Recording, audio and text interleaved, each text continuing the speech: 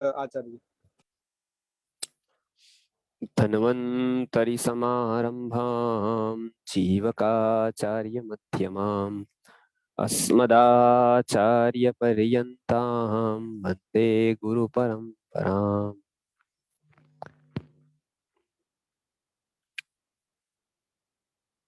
आज तक आयुर्वेद के पहले सेशन में हमने वात पित्त कफ के बारे में जाना था। दोष क्या होता है वो जाना था। कितने प्रकार के होते हैं वो भी जाने थे कि वात का 5 प्रकार, पित्त के 5 प्रकार और कफ के 5 प्रकार भी जाने थे। उसके बाद बहुत कुछ हम आगे बढ़ते गए। उसमें पिछली बार हमने आहार का भी विवरण ले लिया था, विरुद्ध आहार का भी विवरण ले लिया था। वो दोष कैसे बनते हैं वो भी हमने सीखे कि पंच महाभूतों से कैसे त्रिदोष की उत्पत्ति होती है।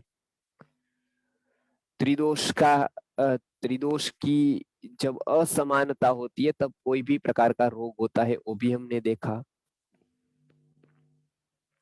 त्रिदोष का स्वभाव क्या क्या है वो भी हमने जाना। वात पित्त कफ का क्या क्या स्वभाव होता है, क्योंकि पृथ्वी जल तेज वायु और आकाश से जैसे ये 3 दोष बने हैं, 3 तत्व बने हैं, वो भी हमने देखा आयुर्वेद के अलग अलग विषयों पर। अभी सबसे महत्वपूर्ण ये विषय है कि इसका ये बनकर जो वात पित्त और कफ ये सभी में सम रहने चाहिए, तो ये प्रकृति कहलाती है, समदोष कहलाती है। लेकिन वो ज्यादा या कम हो तो कोई ना कोई रोग होता है, ऐसा हमने पहले देखा था। तो ये तो हमने एक एंगल से देखा था। उसका दूसरा एंगल ये है कि दूसरा एंगल शरीर पर भी डिपेंड करता है। किसी को कफ बढ़ता ही नहीं है ज्यादा, कितना भी ठंडी लगे, कितना भी कारण आए। किसी को पित्त नहीं बढ़ता है इतना, और किसी को वात नहीं बढ़ता है, कितने भी कारण आ जाए। उसका कारण क्या है? एक ही परिस्थिति में नहीं तो यदि वात पित्त कफ का कारण बाह्य परिस्थिति होती तो बाह्य परिस्थिति एक जैसी होने पर सबको रोग होते। लेकिन बाह्य परिस्थिति एक तरह की होने पर भी सबको रोग नहीं होते हैं। 2 व्यक्ति को पंखे के नीचे सुला दीजिए, एक की नाक बंद हो जाएगी सुबह दूसरे दिन और दूसरे को कुछ नहीं होगा। कोरोना में इतने पेशेंट मर गए, कोई एक के संपर्क में आया और उसको कोरोना लग गया, और किसी ने हजारों की ट्रीटमेंट की और कोरोना नहीं हुआ, हुआ तो भी मिट गया। तो ये किसके कारण होता है? तो उसमें आयुर्वेद में अलग अलग विचार किया है, अलग अलग दृष्टिकोण से। उसमें सबसे पहला विचार ये प्रकृति का आया है। कल हमने वो पदार्थों की प्रकृति के बारे में जाना था। आज हम व्यक्तियों की प्रकृति के बारे में जानेंगे। आपको पता है कि व्यक्ति की प्रकृति होती है, व्यक्ति में कोई तत्व प्रधानतया रहते हैं। अब वो क्यों रहते हैं उसके कारण बहुत है।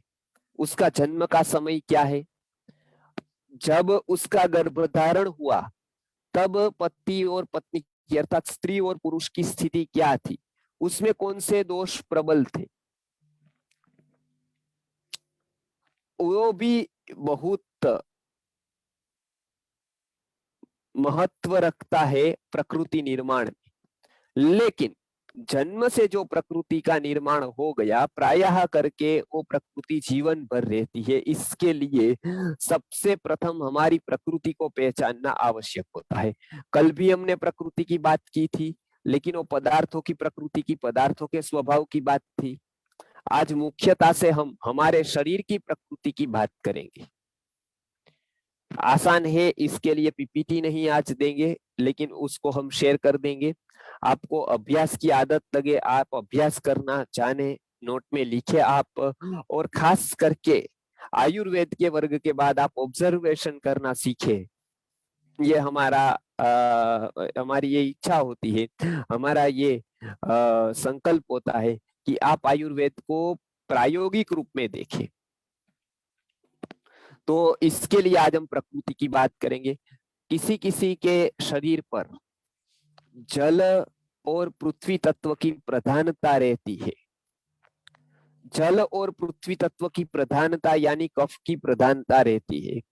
कफ की प्रधानता वाले, जैसे पृथ्वी का स्वभाव होता है भारी, गुरु, तो उस व्यक्ति का शरीर भी गुरु रहेगा, भारी रहेगा।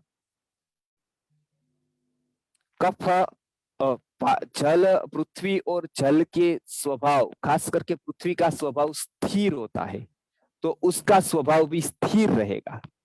लंबे समय तक व्यक्ति का स्वभाव ऐसे ही रहेगा।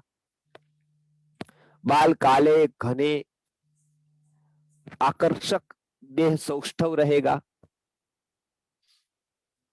तो ये कफ प्रकृति वाले के लक्षण बताए।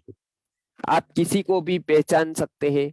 शरीर की आकृति यदि हुष्ट पुष्ट शरीर वाला हो, बाल काले घने और आंखें स्वस्थ हो, बोलने में वो मंद मंद बोलता हो, क्रिया करने पर भी मंद हो, क्योंकि भारी है, शरीर का वजन भारी है, पृथ्वी तत्व ज्यादा है, इसके लिए आलस्य ज्यादा रहेगा, ज्यादा देर बैठकर काम कर सकने की आदत वाले होंगे।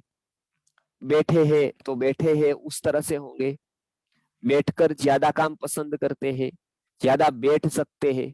इसके लिए आप देखेंगे कोई कोई व्यक्ति बैठ नहीं सकता है ज्यादा, और कोई कोई व्यक्ति को बैठे बिना नहीं चलता है। तो उसका कारण क्या है? कारण होता है प्रकृति। हमारी शरीर कुछ आदतों को स्वीकार करता है, कुछ आदत ले लेता है, कुछ प्रकृति जन्म से आती है, उसका भी बहुत बड़ा प्रभाव हमारे कार्य क्षेत्र पर भी पड़ता है। इसके लिए जब जब ये विज्ञान आगे बढ़ेगा, तब तक केवल रोग निदान में आयुर्वेद की प्रकृति की जरूरत नहीं पड़ेगी। रोग निदान में तो है ही, भविष्य में आने वाले रोगों के लिए भी है, बालकों के लिए भी है, बालकों को कौन सी लाइन चूज करनी है उसके लिए भी प्रकृति का बहुत बड़ा रोल होता है। यदि आपने उसकी प्रकृति के अनुसार, उसके मन के अनुसार आपने यदि उसको अभ्यास करवाया, तो वो बालक बहुत बड़ा बन सकता है। क्योंकि हम उसकी प्रकृति को नहीं जानते हैं, स्कूल में भेजते वहां पर भी उसकी प्रकृति को नहीं जानते हैं। इसके लिए कौन से रोग उसको हो सकते हैं और वो रोगों को बचाने के लिए उसको क्या औषध देना चाहिए, क्या विहार देना चाहिए, क्या आहार देना चाहिए, उसका विवरण कहीं पर भी मिलता नहीं है। लोग उसके ऊपर उपेक्षा करते हैं। इसके लिए खास जरूरी है, हमको स्वस्थ रहना है, तो सौ प्रथम क्या जान लेना है? सौ प्रथम हमारी प्रकृति को जान लेना है। हमारी प्रकृति कौन सी है? कैसे जानेंगे प्रकृति को? तो आयुर्वेद में लक्षण दिए हैं, लक्षण के अनुसार आप पहचान सकते हैं। पृथ्वी और जल तत्व प्रधान वाली व्यक्ति कफ प्रकृति वाली होती है। कफ प्रकृति वाला व्यक्ति मंद, कार्य कोई भी कार्य करेगा वो धीमी गति से करेगा, धीरे धीरे वो करेगा, बहुत फास्ट नहीं करेगा। इसके लिए मंद, स्थिर, शांत स्वभाव वाला वो होगा।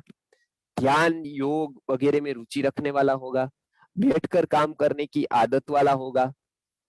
इसके लिए लीडरशिप के गुण थोड़े कम मिलेंगे उसमें, क्योंकि लीडरशिप वाला क्या होगा, मैं करूंगा और करवाऊंगा। ये जिसके पास क्वालिटी हो वो लीडर बन सकता है। मैं बैठूंगा दूसरे को भी बिठाऊंगा, वो नहीं कर सकता है काम। मैं भी बातें करूंगा दूसरों को भी बातें करवाऊंगा, वो भी लीडर नहीं हो सकता है। इसके लिए जो ये प्रकृति वाले लोगों में कम ये स्किल मिलती है, उसका कारण है कि वो स्थिर है, शांत है। सात्विक व्यक्ति इस प्रकृति में सबसे ज्यादा मिलते हैं, क्योंकि उसका स्वभाव भी शांत होता है, स्थिर होता है, ध्यान योग में रुचि रखते हैं, एकांतवास का सेवन उनको अच्छा लगता है। तो ये सारे के सारे कफ प्रकृति वाले व्यक्तियों के लक्षण दिए। वर्ण में भी उसके अच्छे, मतलब उसका जो चमड़ी का कलर है वो भी अच्छा रहता है। तो ये कफ प्रकृति वाले के लक्षण आप इतने गिन सकते हैं। पृथ्वी और जल के मिलकर जो लक्षण होते हैं वो कफ प्रकृति के लक्षण है। उसको ठंड जल्दी लगेगी क्योंकि जल प्रधान शरीर है। तो ये ठंड भी ज्यादा लगेगी क्योंकि ऑलरेडी पृथ्वी और जल उसके अंदर है, ठंडक उसके अंदर है, तो वो ज्यादा तकलीफ देगी ठंड उसको। तो ये कफ प्रकृति वाले के लक्षण है। कफ प्रकृति कौन रहा? जलाशय का, नदियों का, पानी का सपने कैसे आते हैं, उसको इस प्रकार के सपना आएंगे, वो भी आयुर्वेद में विवरण दिया गया है।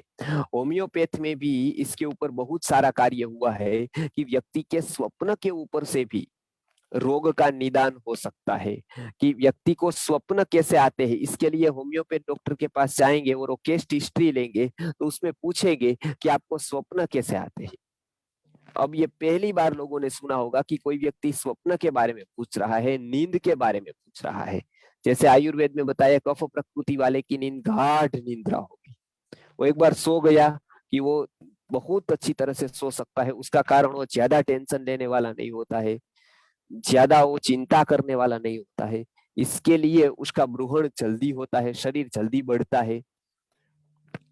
क्योंकि आयुर्वेद में बताया गया है कि जो व्यक्ति चिंता नहीं करता है, अचिंतनाच्च कार्याणाम ध्रुवम संतर्पणेन च, अचिंतनाच्च कार्याणाम ध्रुवम संतर्पणेन च दिवा स्वापाच्च नरो वराह इव पुष्यति। ये जो सोता रहता है और कोई भी कार्य की चिंता नहीं करता है और ध्रुवम संतर्पण करता है, अर्थात स्निग्ध पदार्थों का आहार करता है, वो व्यक्ति वराह इव पुष्यति, अर्थात भालू के जैसा वो बड़ा हो जाता है। वराह इव पुष्यति अर्थात वराह के जैसा वो शक्तिशाली और वो पुष्ट हुष्ट पुष्ट हो जाता है। ये हमने देखे, बहुत लोग ऐसे पड़े रहते हैं तो उष्ट पुष्ट हो जाते हैं। वो हमारा अनुभव है, क्योंकि उसको विचार करना नहीं होता है। अचिंतनाच्च कार्याणाम, चिंतन, कोई भी कार्य का चिंतन नहीं करना है, और जो कार्य का चिंतन करता है उसका रक्त जल जाता है। इसके लिए विचारा रक्त भक्षकाः, विचार जो ज्यादा करेगा उसका रक्त का भक्षण हो जाएगा। तो इसके लिए बहुत जरूरी है कि प्रकृति को पहचाने। प्रकृति के अनुसार हमको रोग भी होंगे, प्रकृति के अनुसार हमारी बुद्धि, हमारी स्मृति, हमारी भाषा, हमारी पर्सनालिटी, व्यक्तित्व हमारा होगा, वो हमारी प्रकृति के अनुसार होगा। और जब भी दवाई लेनी है तो सर्वप्रथम, जैसे एलोपैथ डॉक्टर कहते हैं कि आपका रिपोर्ट करा लीजिए पहले, किसी भी ऑपरेशन के पहले वो कहते हैं कि आपका डायबिटीज चेक करवा दीजिए, नहीं तो सर्जरी से हानि भी हो सकती है, उसका पाद भी गैंग्रीन भी हो सकता है। उसी तरह से आयुर्वेद में कोई भी औषध करना है, कोई भी रोगों की ट्रीटमेंट करना है, तो सर्वप्रथम आता है अपनी प्रकृति को जानना। वो हम स्वयं जान सकते हैं, तो हम प्रयत्न करेंगे कि धीरे धीरे जाने, आज आया कल नहीं आ जाएगा, लेकिन प्रकृति के अनुसार हम आहार विहार करेंगे तो अवश्य ही हमको लाभ मिलेगा उसका। तो ये प्रथम प्रकृति की बात की, कफ प्रकृति, वो आप याद रखेंगे कफ प्रकृति के लक्षण। दूसरी प्रकृति है पित्त प्रकृति। पित्त प्रकृति आपको पता है, पित्त से अग्नि, अग्नि से पित्त, अर्थात जो पंच महाभूतों में अग्नि नाम का तत्व है उससे पित्त का निर्माण हुआ। पित्त प्रधान, जिस व्यक्ति में पित्त प्रधान रहता है वो व्यक्ति पित्त प्रकृति को न रहा, पित्त प्रकृति वाला कहा जाता है। अब आपको पता है पित्त के, अग्नि के स्वभाव क्या होता है, गर्म होना, वो क्रोधी हो जाएगा बार बार। दूसरा तप्त होना, तो हमको पता है पित्त की ऊर्ध्व गति, अर्थात उस गतिशीलता होगी, क्योंकि अग्नि हमेशा ऊर्ध्व गति वाला है। इसके लिए व्यक्ति कार्य करने में गति वाला होगा, उसको बैठना पसंद नहीं होगा, वो तुरंत तुरंत तुरंत कार्य को करने वाला और कराने वाला होगा। इसके लिए लीडर सबसे ज्यादा इस प्रकृति वाले मिलेंगे। जो लीडर है आप सारे देख लीजिए, पित्त प्रकृति वाले होंगे। पित्त प्रकृति वाले का एक प्रभाव होता है, उसको कार्य कराने की उसके पास एक कला होती है, क्योंकि वो स्वयं कार्य करते हैं और बहुत अच्छा करा सकते हैं लोगों के पास से। वो मैनेजमेंट में इसलिए सबसे ज्यादा सफल हो पाते हैं, नेता, राजनेता, सामाजिक संगठनों के लीडर। ये सब हमको भ्रांति होती है कि उसके पास ज्ञान होता है, लेकिन उसके पास ज्ञान नहीं होता है। उसके पास जो ज्ञानी व्यक्ति से थोड़ा बहुत लेकर वो मास्टर होते हैं, इम्प्लीमेंटेशन में मास्टर होते हैं, वो कोई भी कार्य को अप्लाई करने में मास्टर है, लेकिन वो विचार नहीं कर सकते उतने। कुदरत ने तीनों प्रकृति बनाई है, जैसे तीनों का कार्य, जैसे ब्रह्मा सृष्टि बनाता है लेकिन चलाता नहीं है, उसी तरह से विष्णु सृष्टि चलाता है, बनाता नहीं है। पहली बार शायद वैदिक विचारधारा में ये निर्णय किया, ये विचार दिया गया कि ब्रह्मा है वो सर्जक है, उसके बाद विष्णु है वो चालक है, और शिव है वो ध्वंसक है। इसके लिए गॉड शब्द बना है क्योंकि generator, operator and destroyer. Generator है वो ऑपरेट नहीं करता है, ऑपरेट करने वाला डिस्ट्रॉय नहीं करता है, वो ऑपरेट ही करता रहता है। ये तीनों क्वालिटी को हमने परमात्मा सत्ता मानी है, परमात्मा की सत्ता मानी है, परमात्मा की तीन शक्ति मानी है। वही आयुर्वेद में कफ, पित्त और वात के बारे में बताया है।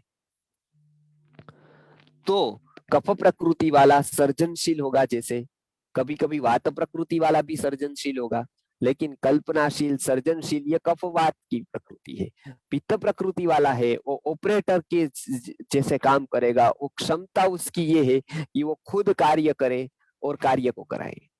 तीक्ष्ण होगा, उसके पसीने से बदबू आए, खास करके हमारे पसीने से बदबू आती है, यदि शरीर में से विलक्षण बदबू आती है तो हमारी पित्त प्रकृति जानना। गर्मी सहन नहीं कर सकते हैं, विपरीत वातावरण ज्यादा देर तक सहन नहीं कर सकते हैं, एक्शन लेने में बहुत ही झड़पी होते, जल्दी होते, लीडरशिप जैसे गुण होते हैं।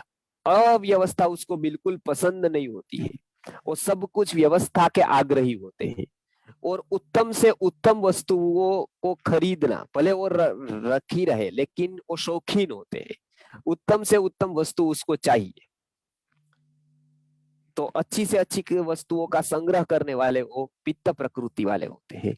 तो पित्त प्रकृति वाले को जलन, गर्मी, गर्मी से होने वाले रोग, ये सारे रोगों की संभावना पित्त प्रकृति वालों में ज्यादा होती है।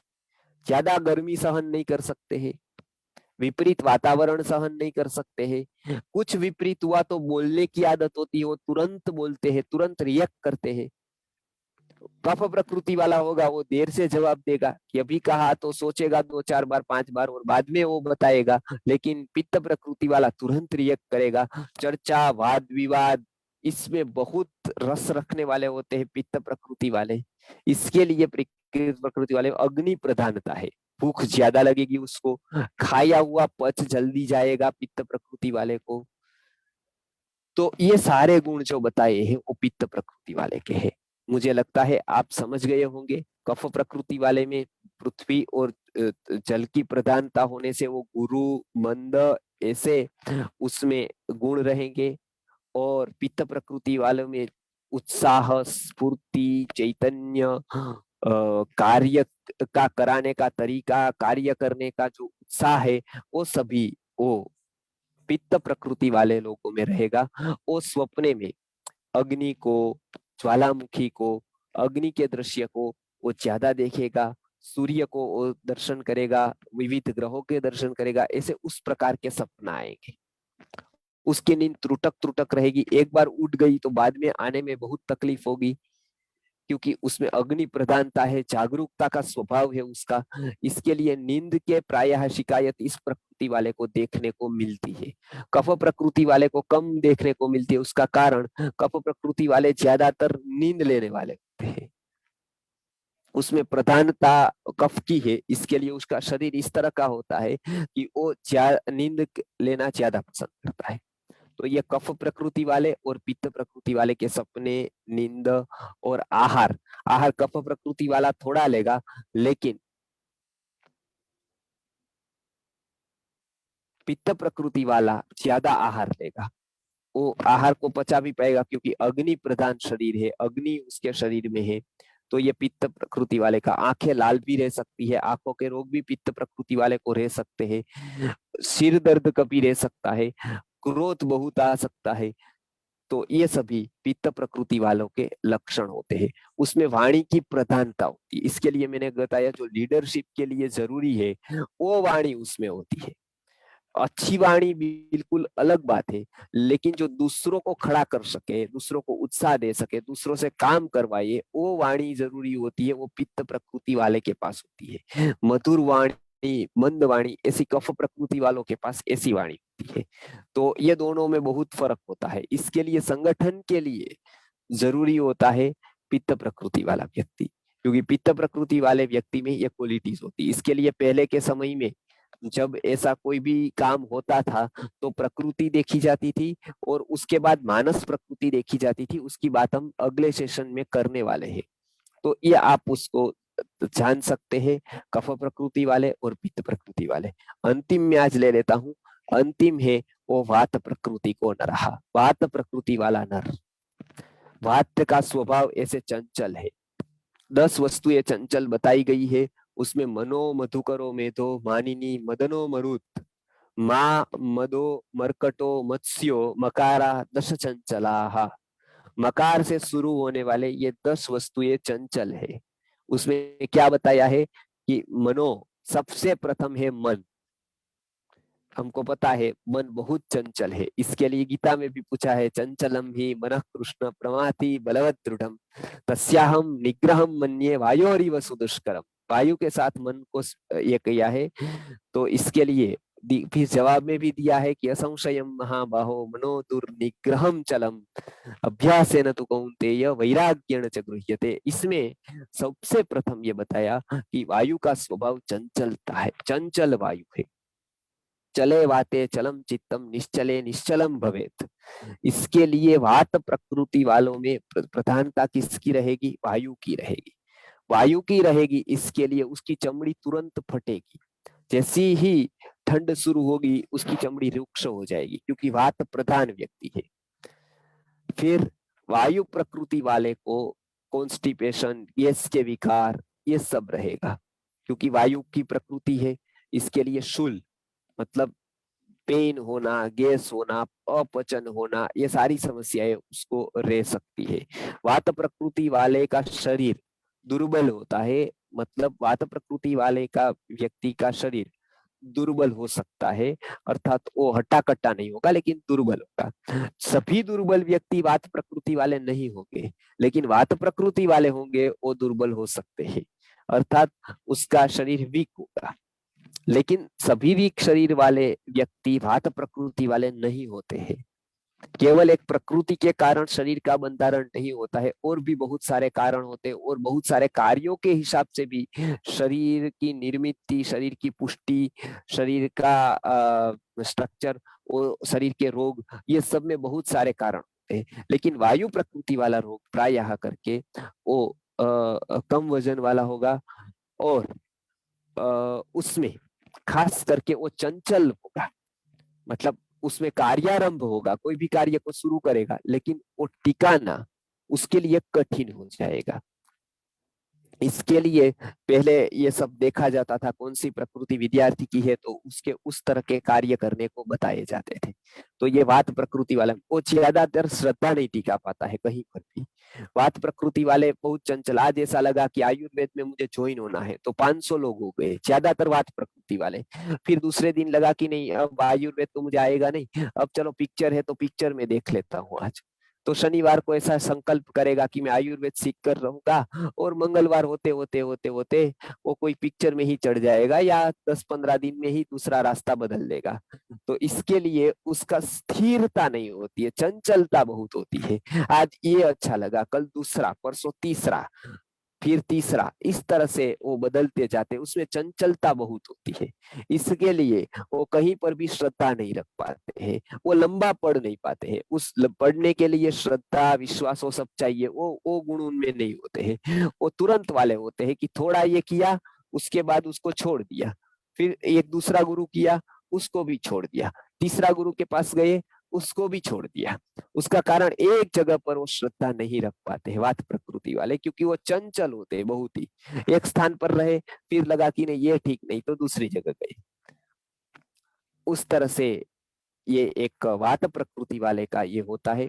सपना उसको विभिन्न प्राणियों के आ सकते हैं, अलग अलग अलग दृश्यों के आ सकते हैं जो चंचल होते हैं। थोड़ी देर ये, थोड़ी देर, तो उसके स्वप्नों की कोई निश्चितता नहीं होती है। त्रुटक त्रुटक सपने आते हैं, थोड़ी देर वो, थोड़ी देर वो, थोड़ी देर वो, थोड़ी देर वो, संयोजित नहीं होते हैं उसके सपने। उसकी नींद भी बार बार टूट सकती है। वो चिंता वाले ज्यादा होते हैं, चिंताग्रस्त स्वभाव होता है कि कोई भी बात की वो ज्यादा चिंता करते हैं। ऐसा हो जाएगा तो वैसा हो जाएगा, तो वैसा हो जाएगा, ऐसी चिंताएं करते रहते हैं। और खास करके उसमें भय होता है। भयान्वित होते हैं, वो कहीं ना कहीं उसको डर लगता है, इसके लिए लोगों की फिक्र ज्यादा करते हैं। तो ये वात प्रकृति वाले लोगों की ये टेंडेंसी होती है, ये स्वभाव होता है, उसके कारण उसके रोग ऐसे होंगे।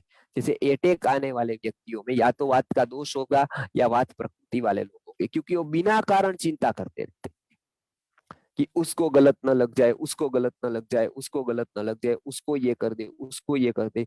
और उसके बाद वो नाहक भय सताता रहता है कि वो मुझे ये कर देगा, वो मुझे ये कर देगा, वो मुझे ये कर देगा। ऐसा भय वो वात प्रकृति वालों में ज्यादा होता है, इसके लिए अटैक है या तो फिर कोई भी प्रकार का हाइपरटेंशन है, ये सभी रोग ज्यादातर वात प्रकृति वाले लोगों को देखने को मिलता है। वात प्रकृति वाले लोगों की नींद ऐसे ही कम होती है और उसकी नींद की समस्याएं भी ज्यादा हो सकती है। खास करके वृद्धावस्था में वात प्रधान उम्र होने से वृद्धावस्था में भी इस प्रकार के वात के रोग हो सकते हैं। वात प्रकृति वाले को तो पहले से ऐसे रोग हो सकते हैं, ये ध्यान रखना है। कफ प्रकृति, पित्त प्रकृति, वात प्रकृति वालों में स्ट्रक्चर ही ऐसा है कि प्रधानता ओ दोषों की है, इसके लिए उसको ये दोष के कारण विभिन्न रोग हो सकते हैं। तो आप 3 प्रकृति याद रखें। अभी मैंने बताई कफ प्रकृति सबसे पहली, दूसरी प्रकृति पित्त प्रकृति और तीसरी प्रकृति वात प्रकृति। ये तीनों प्रकृति को आप याद रखें। वो प्रकृति का निर्माण कैसे होता है वो हम देखेंगे कि जन्म से कैसे प्रकृति का निर्माण होता है, उसमें क्या क्या खगोलीय घटनाएं उसमें भाग लेती है, किस किस का प्रभाव हमारे पर है। और ये आप जानेंगे आयुर्वेद के ग्रंथों को तो आपको लगेगा कि दूर दूर जो सूर्य है, दूर दूर जो चंद्र है, उसका भी प्रभाव हमारे ऊपर बहुत नजदीकी जैसा ही है, बहुत बड़ा प्रभाव उसका है। इसके लिए हम नहीं चलते हैं, हमको कोई चलाता है। हमारा मन, हमारी बुद्धि, हमारी चेतना, हमारी प्रकृति ये कहीं और से निश्चित होता है और हम केवल ना केवल उसके अनुसार चलते जाते हैं, हमको पता नहीं होता है। जिस दिन हम जानते हैं उस दिन हम बहुत कुछ अपने स्वास्थ्य के लिए, अपने मन के लिए कर सकते हैं, अपने आप को जान सकते हैं। और आयुर्वेद में बताया है कि ज्ञान की शुरुआत होती है वो अपने आप को जानने से होती है। इसके लिए जो स्व में रहता है उसको स्वस्थ कहते हैं, परस्थ नहीं है, वो स्वस्थ है। बाकी की जो बातें हैं वो बाहर ले जाती है, इसके लिए वो पर के तरफ ले जाती है, परस्थ है। लेकिन आयुर्वेद में जो सबसे पहले व्याख्या दी है हेल्थी की, उसको स्वस्थ बताया है। अपने में रहने वाला, स्व अर्थात अपना, में आत्मा, और उसमें स्थ अर्थात रहने वाला, तो स्व में रहने वाला उसको स्वस्थ बताया है।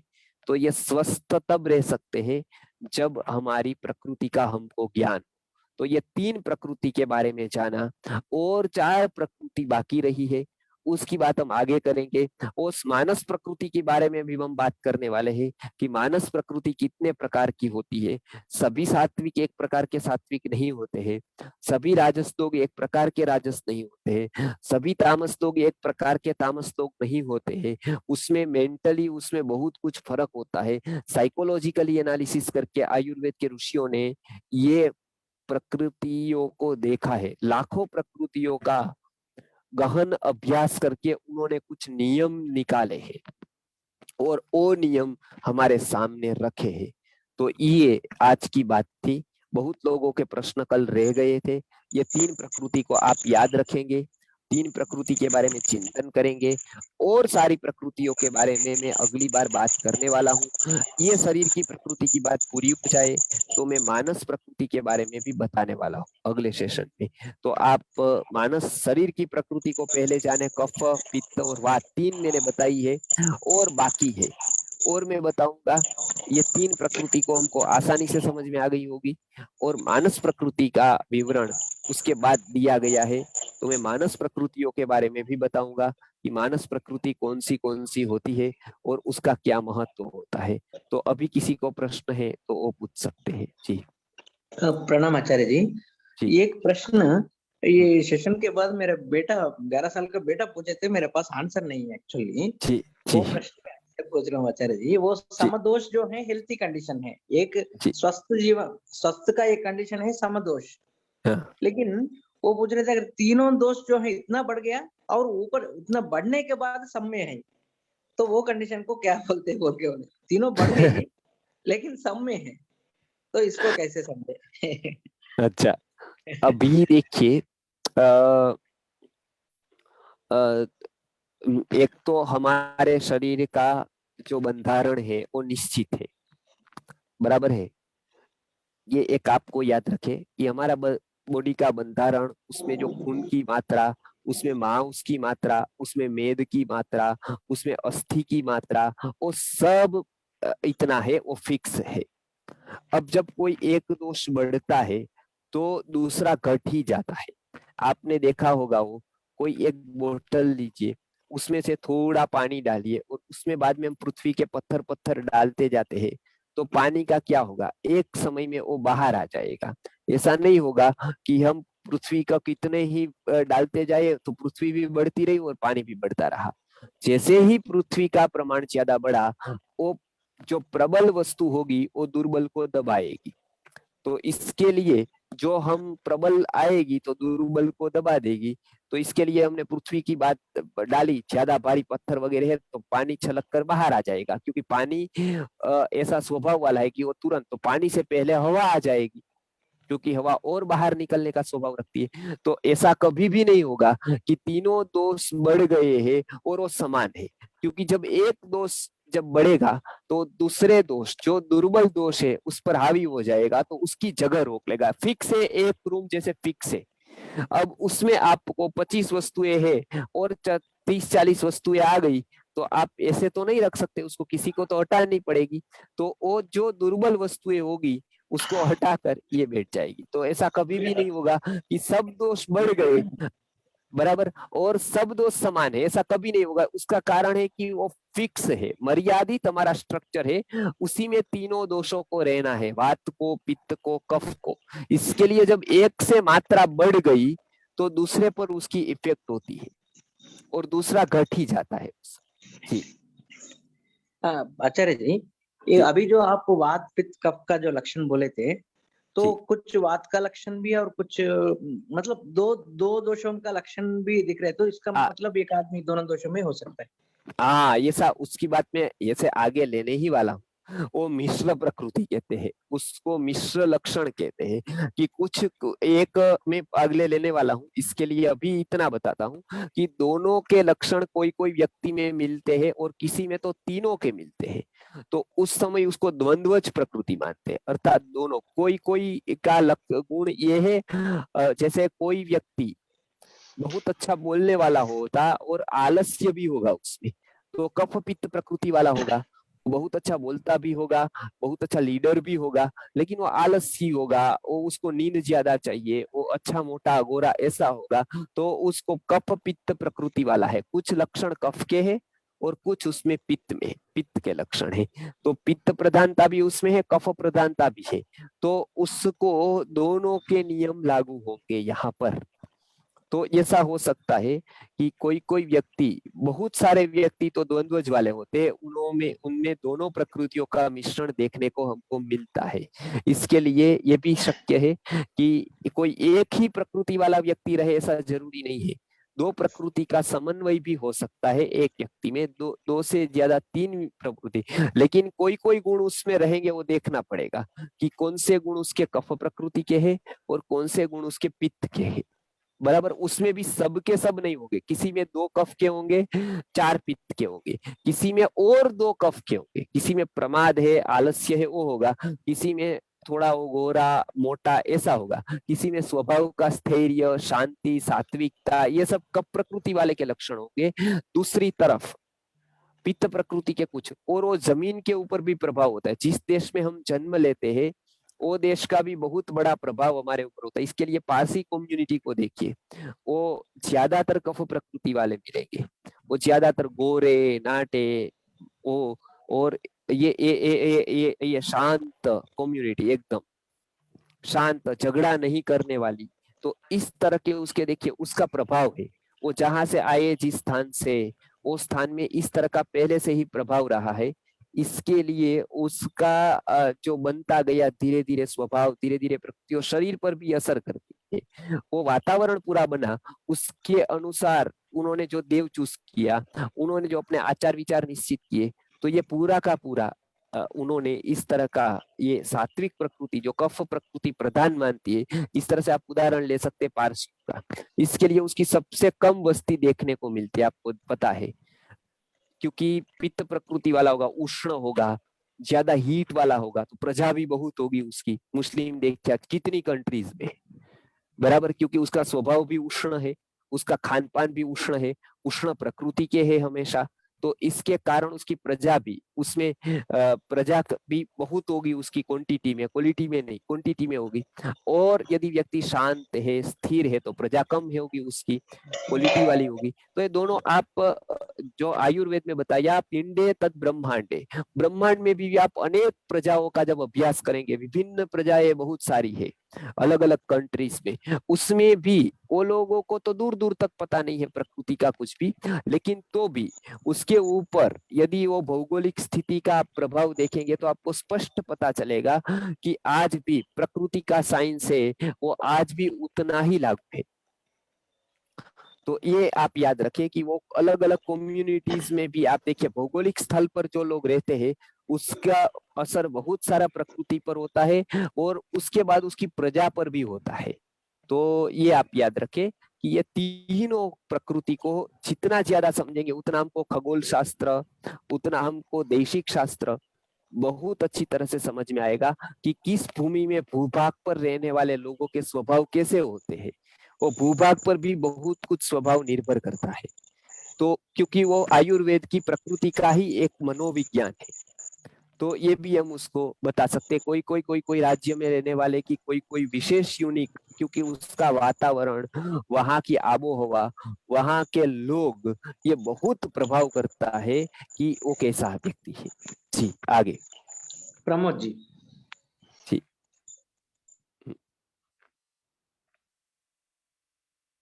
जी हेलो। हाँ बोलिए बोलिए।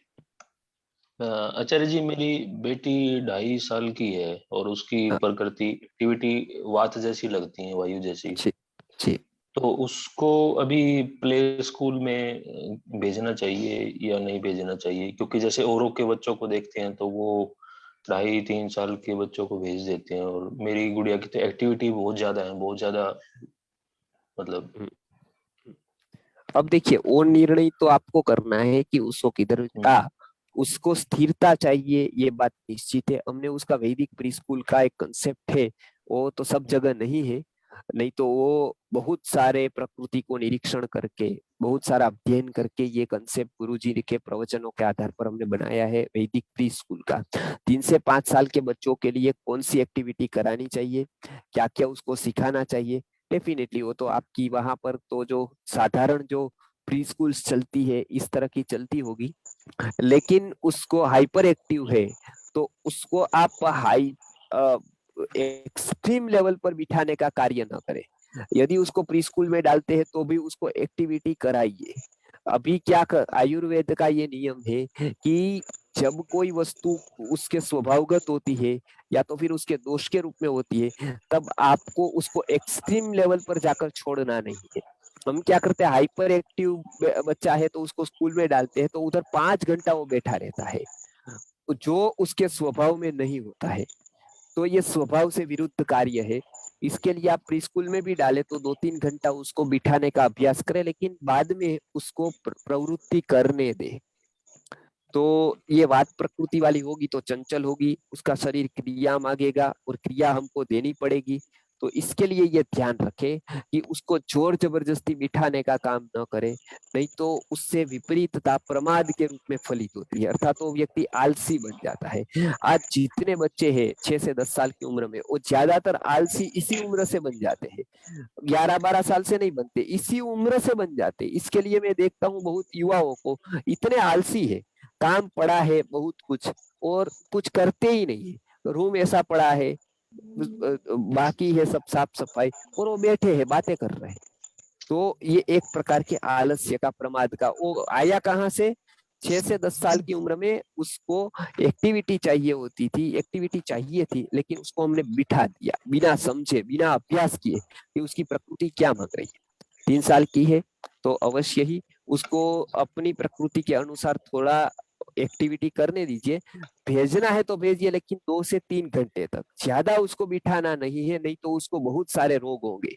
हाइपर एक्टिव व्यक्ति यदि ज्यादा देर तक हम बल करके बिठाते हैं तो उसको और प्रकार के रोग होने की संभावना हो जाती है। आगे। नमस्ते आचार्य जी। मैं 3 है? आइटम बताऊंगी। इनमें से पाचन शक्ति क्या है, क्यों, विवरण दीजिए। कोई ना कोई अनाज, चावल गेहूं, कोई ना कोई अनाज, अनाज का रवा, अनाज का आटा, इन तीनों से पाचक शक्ति कैसा है, क्यों। और दूसरा ठीक है, बस प्रश्न बस है, एक को पहले मैं कह दूं, बराबर, और उसके बाद दूसरा, फिर आपका क्रम आएगा तो आप कहेंगे, बराबर। तो एक एक क्या है, होलसेल में सब हो जाएगा तो खत्म हो जाएगा माल मेरे पास, दूसरे के पास देने के लिए कुछ नहीं बचेगा जी। तो पहली बात, ये प्रश्न आपका बहुत अच्छा है। हैदराबाद में मेरा व्याख्यान था आयुर्वेद कॉलेज में, वहां पर पीजी के सब लोग थे। कोई पंचकर्म में पीजी कर रहा था, कोई मतलब द्रव्य गुण में था, कोई काय चिकित्सा में था, कोई शालक्य तंत्र में था, और कोई अलग गायनेक में था, स्त्री रोग विशेषज्ञ में। तो सारे एमडी लोगों को बुलाया था। थोड़ी देर तो मुझे अनकंफर्ट फील हुआ कि मैं इधर बात क्या करूंगा, जैसे स्वस्थ वृत्ति करूंगा, दिन में उठना चाहिए, वो तो मैं बहुत जगह प्रवचनों में बताता हूँ। तो ये लोग तो मैंने पूछा कि मैं किस विषय पर आज बात करूं, क्योंकि आप सभी अपने अपने क्षेत्र के एक्सपर्ट हैं और मैं सभी का जैक ऑफ ऑल, बराबर। मैं एक्सपर्ट एक भी वस्तु का नहीं, लेकिन सभी के बारे में थोड़ा थोड़ा जानता हूँ।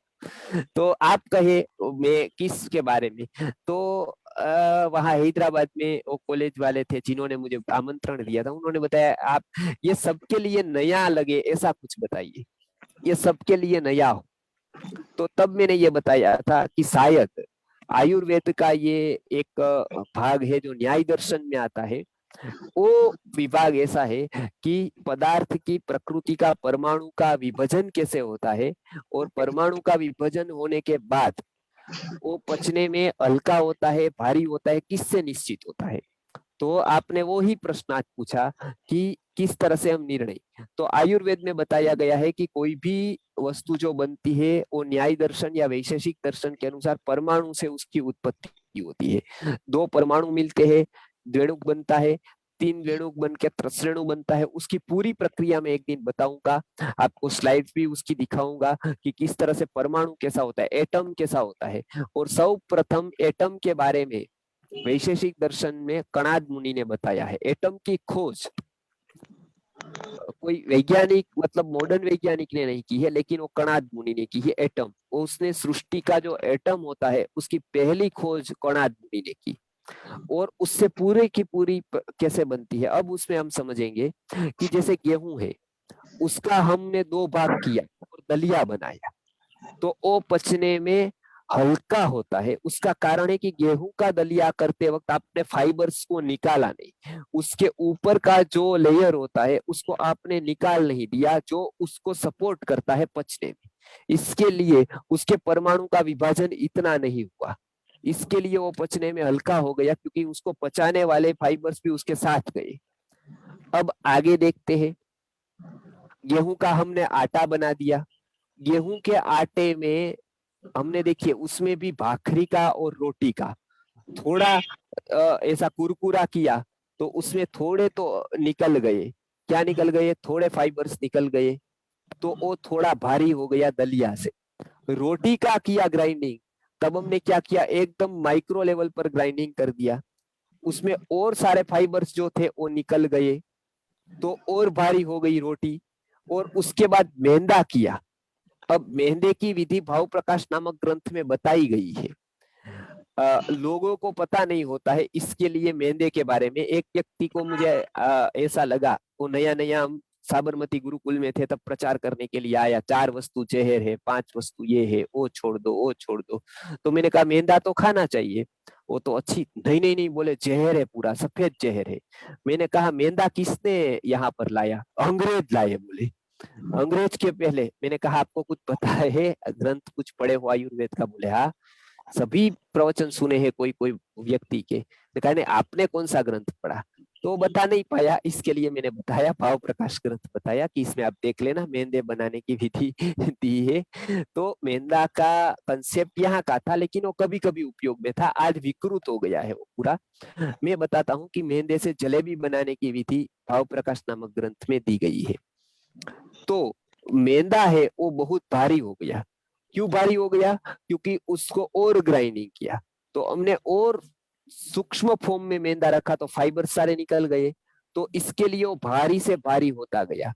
तो इसके लिए जो फॉर्म में हम फाइबर्स के साथ कोई भी वस्तु लेते तो वो हल्की हो जाती, क्योंकि पचाने वाले एंजाइम्स से वो उसके साथ साथ साथ कार्यरत हो जाते अंदर जाने के बाद, फाइबर्स वो अंदर जाते। इसके लिए फल को सबसे प्रथम आयुर्वेद ने बताया कि फल को काट कर खाना वो सबसे उत्तम है। उसके बाद उसका रस जूस निकालना वो भारी हो जाता है। संतरा ऐसे ही खाओ तो हल्का है, लेकिन जूस निकाल कर पियो तो भारी है, फल से भारी है। इसके लिए टुकड़े टुकड़े करते करते खाना वो हल्का हो जाएगा, चूस कर खाना उससे हल्का हो जाएगा। लेकिन रस निकालेंगे यदि आप, तो उसमें से हम जो निकाल देंगे वो फाइबर्स होंगे, वो उसके बिना हम रस पिएंगे वो भारी हो जाएगा। इसके लिए ये बात है कि परमाणु के विघटन की प्रक्रिया को आप जानेंगे तो वो अच्छी तरह से समझाएंगे कि परमाणु का विश्लेषण जैसे होता है, फाइबर्स को अलग कर देते हैं, तो वो पचाने की पचने वाली वस्तुएं वो भारी हो जाएगी।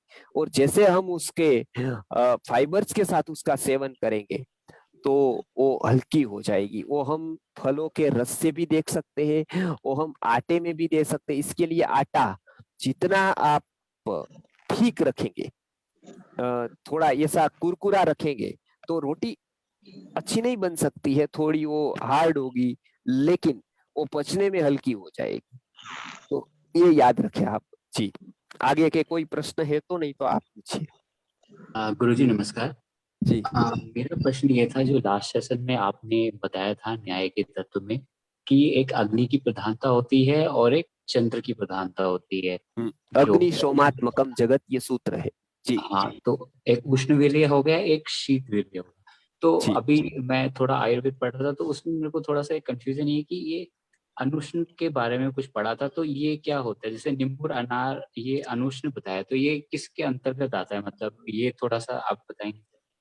अब देखिए, उसमें दोनों का यदि समरूप हो जिसमें भी, उसको अनुष्णाशीत बताया जाता है। अनुष्णा का अन्वय दोनों जगह है, अनुष्णाशीत, नहीं तो वो उष्ण है, नहीं तो वो शीत है। इस तरह की वस्तुएं कभी कभी बताई जाती है।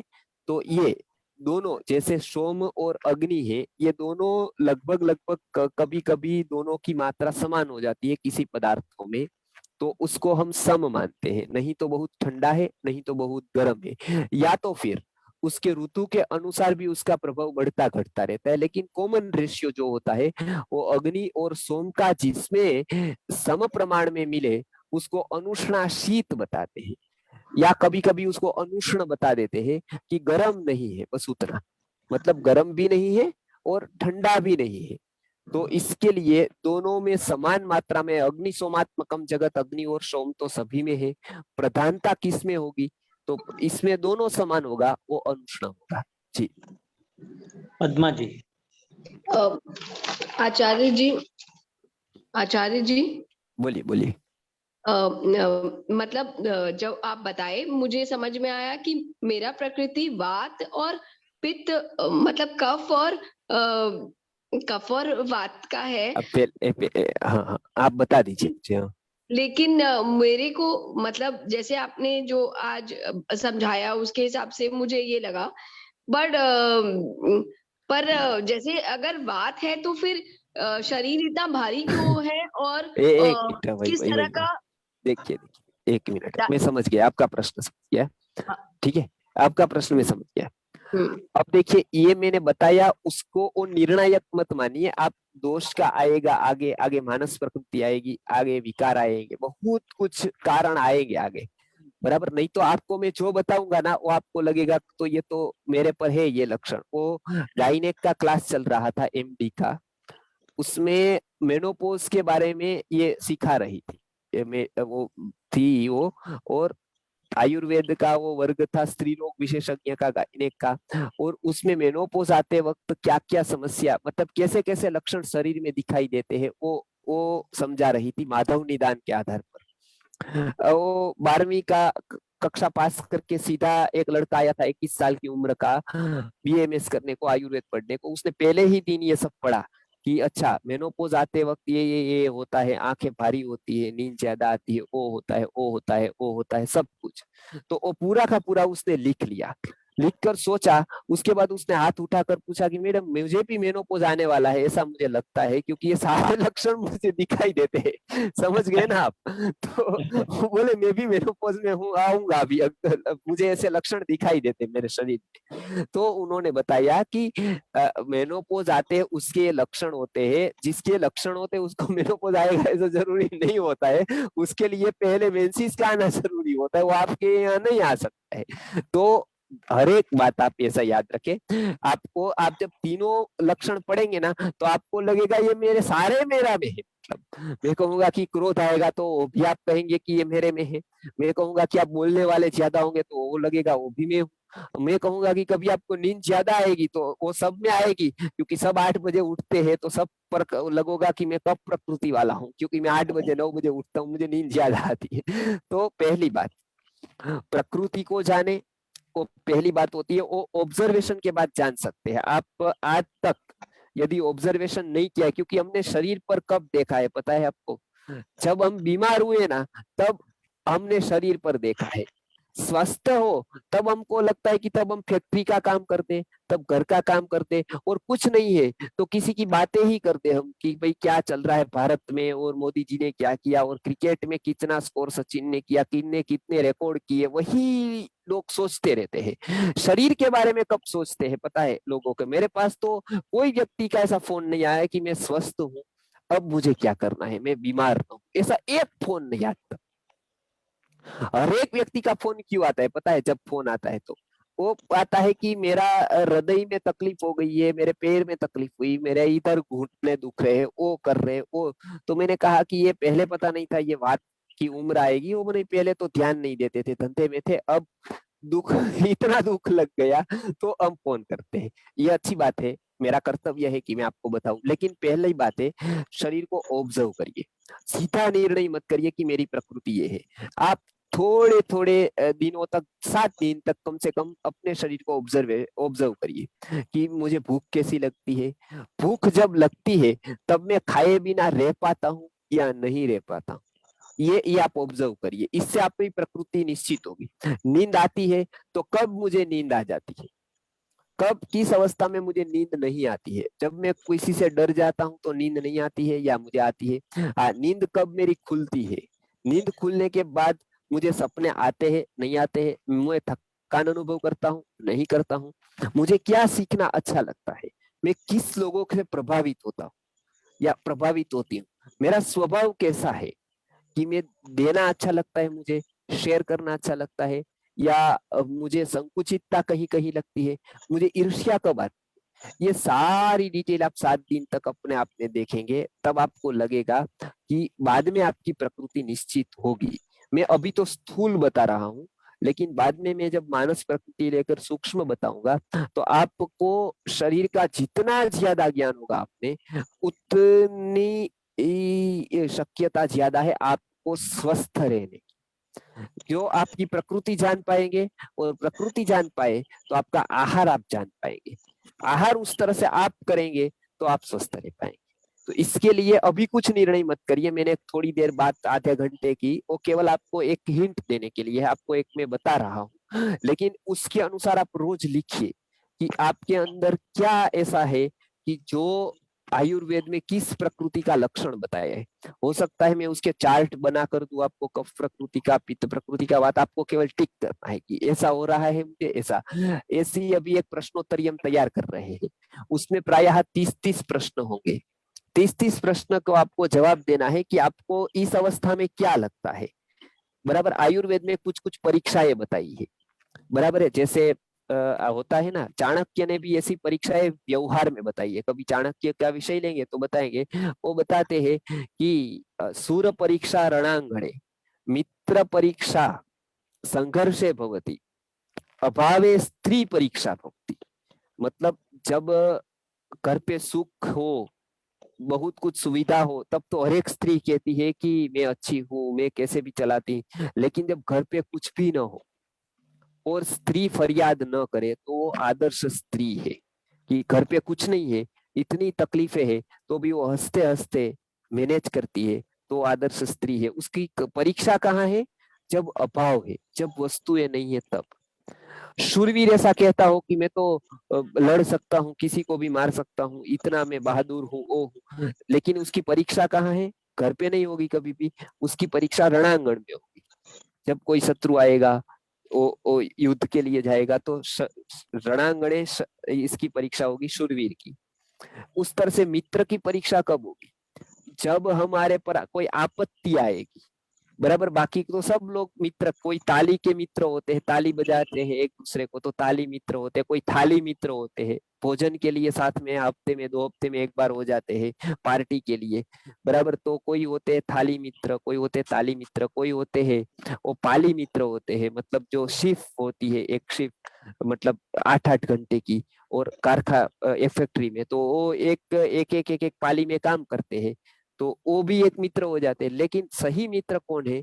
जो आपत्ति में अपने हेल्प करता है, रहते। तो उसी तरह से हमको भी ये देखना है कि हमारी प्रकृति कौन सी है, आपातकाल में हमारा कैसा शरीर में रिस्पॉन्स आता है, कौन सी दवाई मुझे अच्छी लगती है, गर्मी ज्यादा लगती है, ठंडी। तो ऐसे जब 7 दिन तक आप करेंगे, 10 दिन तक करेंगे, तब ज्यादा आपको प्रकृति पता चलेगी। हम उसके एक शिविर भी लेते हैं, 30 प्रश्नों भी उसमें बनाए हैं, जल्द आपको उपलब्ध करवाएंगे, तो आप प्रकृति को जान पाएंगे। उसकी एक शिविर होती है, हो सकता है हम न करें तो ऑनलाइन तो हम आपको सिखाएंगे। जी आगे। मोहित जी। जी नमस्ते आचार्य जी। जी नमस्ते। मेरा प्रश्न नेत्रों को लेके है। मैं चाहता हूँ कि जैसे मेरे बच्चों को आंखों में चश्मा ना चढ़े, तो काजल लगाने के अलावा क्या कर सकते हैं? हमें किसी ने भी बताया कि जो रुई की जो बाती होती है, उसे शुद्ध देसी गाय में भिगो के उसकी लौ को शुद्ध कांसे की कटोरी में इकट्ठा करना चाहिए और फिर आंखों में लगाना चाहिए। नहीं नहीं, आप मतलब अंजन आप बनाने का प्रयत्न न करें। ये विधि है, लेकिन उसमें मॉइस्चर आता है तो फंगस लगती है, और आंखों में फंगस एक बार लगी तो तकलीफ हो सकती है। तो इसके लिए आयुर्वेद में कर्माभ्यास बताया गया है। हम लोग क्या करते हैं कि कोई भी वस्तु आप घर पर मसाज तेल बनाइए और वस्तुएं बनाइए, लेकिन बात जब आंख की होती है, और आयुर्वेद में आपको पता है कि कभी भी द्रव्य बनाते वक्त कितनी सावधानियां रखनी चाहिए, कल्पना बनाते वक्त। और उसकी परीक्षाएं है, ठीक से अंजन बना है कि नहीं बना है, उसकी परीक्षा आपके पास नहीं होती है। तो उसकी परीक्षा जब आपके पास नहीं है और आप यदि बनाएंगे, तो क्या होगा? उसमें जो गलतियां रह जाएगी वो आपको पता नहीं चलेगी, और वही अंजन आप बालकों में डाल देंगे। हो सकता है, और आयुर्वेद में बताया, यदि फंगस होगी अंजन में, थोड़ी भी रह गई, इसके लिए हम प्रायः सबको बताते हैं। अभी थोड़े दिन के पहले फोन आया था कि हमारे पास वाले अंजन बनाते हैं, तो हम ले ले उससे। मैंने कहा वो अंजन के बारे में जानते हैं? वो बोले हाँ हाँ, कहीं से तो पढ़कर मतलब कहीं पुस्तक पढ़ ली है और व्हाट्सएप से देख लिया है तो बनाते हैं। मैंने कहा कि ऐसी गलती आंखों के लिए कम से कम न करें। दूसरा वस्तु उससे लीजिए, उसको मसाज तेल बनाते हैं और कुछ बाहर लगाने की दवाई बनाते हैं तो लीजिए। बात यदि आंखों की है, तो आंख की बहुत सेंसिटिव है, पता है आपको भी। म्यूकरमाइकोसिस हुआ तो कैसी फटाफट वो फैल गया। तो आंखों में कोई गलती करता है ना, तो उसको सुधारने की ताकत हमारे में भी नहीं होती है। उसको बाकी के अंगों को सुधारा जा सकता है उसकी हिस्ट्री देखकर, और मैंने अनुभव किए हैं। मुंबई की बात मैं कर रहा हूँ, मैं कंपनी का नाम नहीं लूंगा, लेकिन बहुत कंपनियों ने तीक्ष्ण अंजन दिए थे। पित्त प्रकृति वाले को वो अंजन नहीं डालने, वो अंजन मतलब ड्रॉप्स उसमें प्याज वगैरह डालकर तीक्ष्ण बताए हैं। वो सबसे स्पीड से फायदा करता है कफ प्रकृति वाले को, लेकिन पित्त प्रकृति वालों ने जलन में डाल दिया तो आंख तक जा सकती है उसकी। अब बहुत फेमस कंपनी है, उसके ड्रॉप्स जो मुंबई में डाले उन्होंने, और पित्त प्रकृति थी, भयंकर जलन उड़ गई, रात को नींद ना आए। तो हमारे जो एक मनीष भाई है वहां पर, उन्होंने फोन किया और ऐसी ऐसी मैंने औषधियां बता दी कि आप इस तरह से करो। मुझे पता चल गया कि वो जो था ड्रॉप्स वो कफ प्रकृति तीक्ष्ण था और वो इसने जलन में ही डाल दिया। तो इसके लिए आंख की बात है तब आप बहुत ध्यान रखें, घर पे अंजन न बनाए। वो विधि आज नहीं है, या तो बहुत कुछ सीख कर बनाए कि जब वो अंजन बिगड़ जाता है उसका क्या लक्षण है, तो ये लक्षण है, और इस समय नहीं अंजन करना है, वो पहले सीख लीजिए बनाना। शिविरें होती है हमारे यहाँ भी सिखाते हैं, और भी लोग सिखाते होंगे, लेकिन सीधा पुस्तक पढ़कर न करे, उससे बहुत कुछ रह जाता है। दूसरी बात, कोई भी व्यक्ति का अंजन लेकर न डाले, बहुत लोग बना रहे हैं, लेकिन उसमें आंख की जब बात है, दूसरा सीखिए, उससे लीजिए, साबुन लीजिए उसको सस्टेन करने के लिए, मंजन लीजिए उसका, वो तकलीफ नहीं है। वो कुछ गलती होगी तो हम उसको मार्गदर्शन देंगे आपको कि आप इस तरह से नहीं, उसमें आपको कोई भारी नहीं पड़ेगा। लेकिन आंख की समस्या बहुत भारी पड़ सकती है, खास करके बच्चों को। इसके लिए जब बच्चों की बात आए तो आप अंजन अच्छे से अच्छा उपयोग करिए। कोई अच्छी मतलब अभी कोई वैद्य बनाता हो अच्छा, तो उसे अंजन बनवा कर उसका आप ये कराइए। दूसरा, उसको आंखों के लिए जो आहार विहार बताए वो बिना जाने कोई भी वस्तु आंख में न डाले, मतलब कोई ड्रॉप्स आ गया और वो डाल दिया, ऐसा न करे। कोई प्रामाणिक व्यक्ति आपको पता है कि ये वैद्य है, इसको बनाने का बहुत अनुभव है, तो आप उसको उपयोग करें, क्योंकि आंख की बात है। तो इसके लिए हमको आंखों के बारे में बहुत कुछ मतलब गंभीरता रखनी चाहिए। आंखों के ऊपर हमारे गुरुवर्य का वर्षों से काम था। इसके लिए आंखों के ऊपर मुझे पता है कि कितने प्रकार के नेत्र रोग हो सकते हैं, और वो हो गया तो बच्चों को परेशानी हो सकती है। इसके लिए मैं बता रहा हूँ कि अंजन आप घर पे बनाया हुआ अंजन की स्थिति अभी ये नहीं है कि ऐसे एक्सपर्ट आप मतलब नहीं होंगे कि वो बनाकर उसकी देखा जाता है कि वो पूरा बना है, पूरा का पूरा उसका बाष्पीभवन हो गया है, वो लग रहा है, बहुत सारी परीक्षा है। तो वो एक बार आप देख लीजिए। आगे के प्रश्न। हाँ, सुनील जी। नमस्ते गुरुजी। हाँ, जी। नमस्ते। मुझे ये पूछना था कि हमारी जो लाइफस्टाइल रहती है, मतलब हम जैसे सामान्य लोगों की मतलब दिनचर्या और ऋतुचर्या, वो आयुर्वेद के हिसाब से प्रॉपर नहीं होती है, और हमारा जो आहार है वो भी प्रॉपर नहीं होता है, ऑर्गेनिक नहीं होता है जैसे आयुर्वेद में बताया जाता है।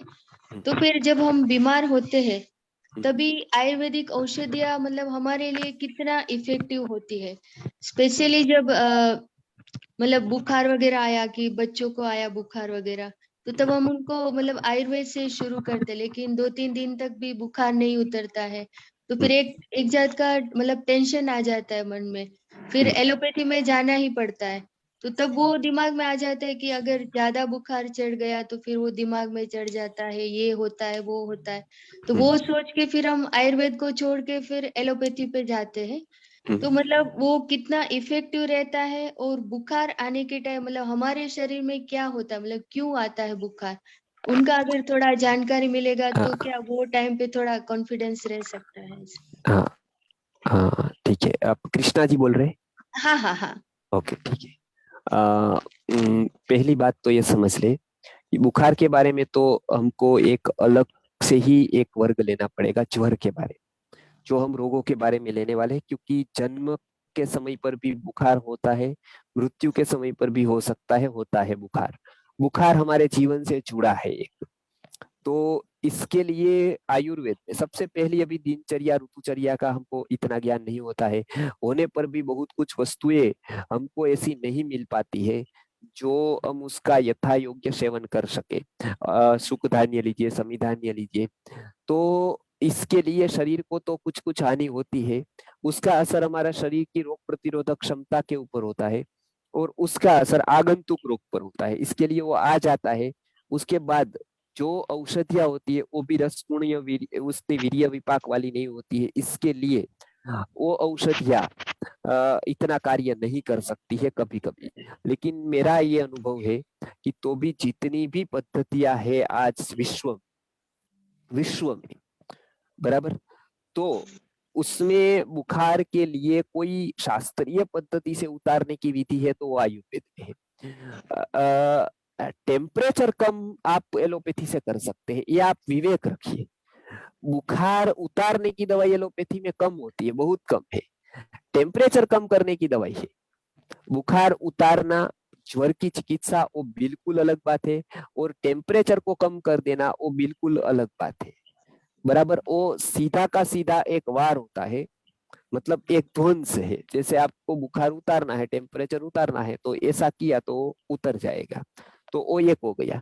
और दूसरा, बुखार उतरना अर्थात पूरा का पूरा शरीर को साम अवस्था से निराम अवस्था तक ले जाना, अर्थात आम को पचाना, आम के पचाने के बाद उसको जो पसीना आता है वो पसीने का निकलना, वो पसीने के द्वारा जो टॉक्सिन है वो निकल जाना, शरीर का हल्का हो जाना, मल मूत्र का मतलब विसर्जन हो जाना, और उसके बाद की अवस्था है वो बुखार का उतर जाना होता है। आयुर्वेद में 4 स्टेप बताए हैं, सबको याद रखने हैं।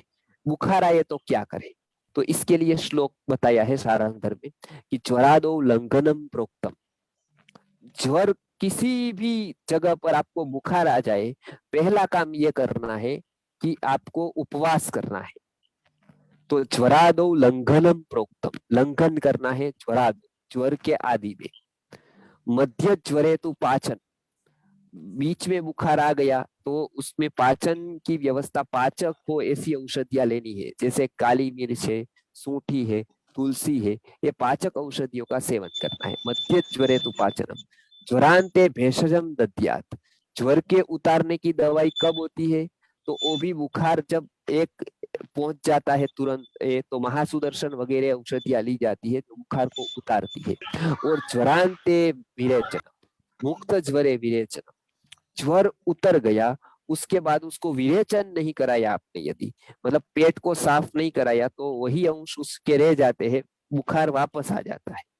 तो ये एक शास्त्रीय पद्धति की वर्ल्ड में पहली बार आयुर्वेद ने ज्वर की चिकित्सा बताई। और यदि बुखार ठीक से नहीं उतारा जाए तो बहुत सारे रोग बुखार के कारण होते हैं।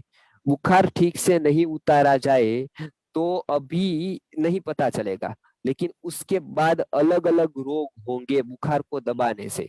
इसके लिए यदि बहुत आपको जरूरी लगे, टेम्परेचर बहुत बढ़ गया है, उसके लिए भी आनी होती है, ये भी आप याद रखें कि बहुत बुखार बढ़ गया, टेम्परेचर शरीर का बढ़ गया, तो शरीर की कैपेसिटी के बाहर हो जाएगा, खास करके बालकों में। तो वो एक मस्तिष्क के ऊपर उसका लोड रहता है, वो लोड न रहे इसके लिए विवेक बुद्धि का उपयोग करके हमको कुछ ऐसी दवाई आप दे सकते हैं एकाध एलोपैथी की, वो एक डोज में या तो बहुत कम डोज में वो हो गया कि एक नियंत्रण में आ जाता है टेम्परेचर। उसके बाद आयुर्वेद में बहुत सारी दवाइयां बुखार को उतारने की बताई है, और आज तक हमने दी है, अनेक सैकड़ों हजारों लोगों को दी है, और उसका हमने अनुभव किया है कि इसके बावजूद भी आज आहार विहार दिनचर्या ऋतुचर्या न होने के बावजूद भी आयुर्वेदिक औषधों में आज इतनी ताकत है। यदि वो योग से बनाया जाए, व्यवस्थित औषधि का निर्माण किया जाए,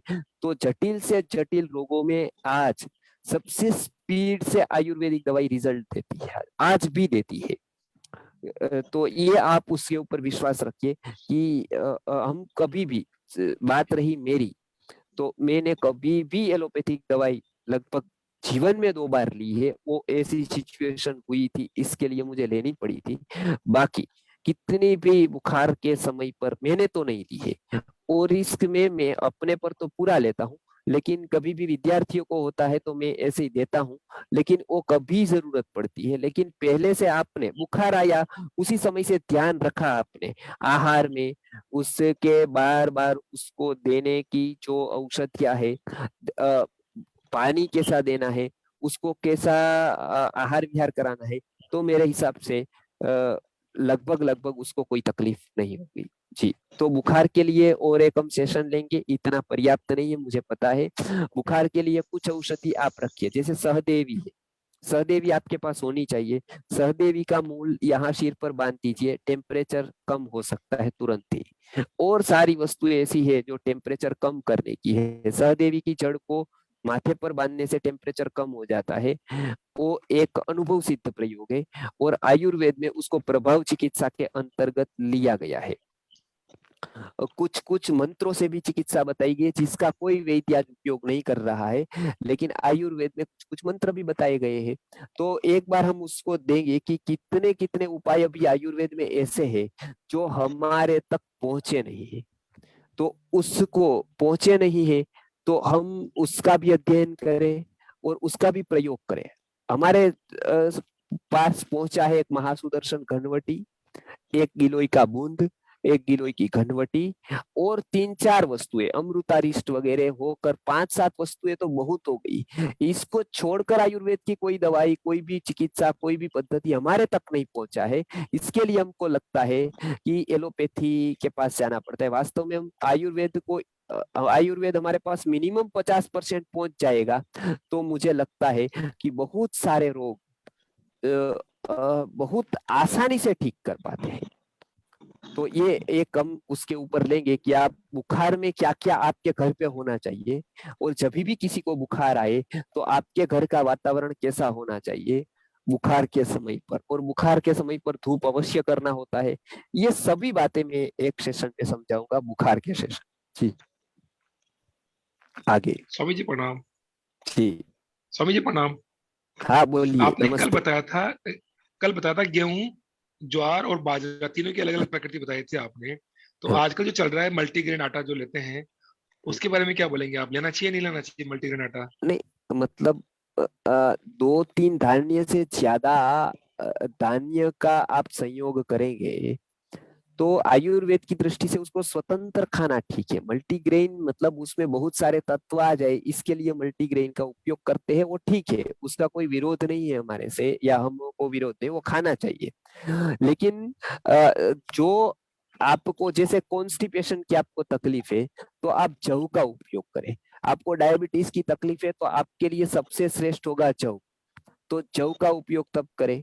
कभी आप चावल का उपयोग करें, कभी आप मल्टीग्रेन का करें।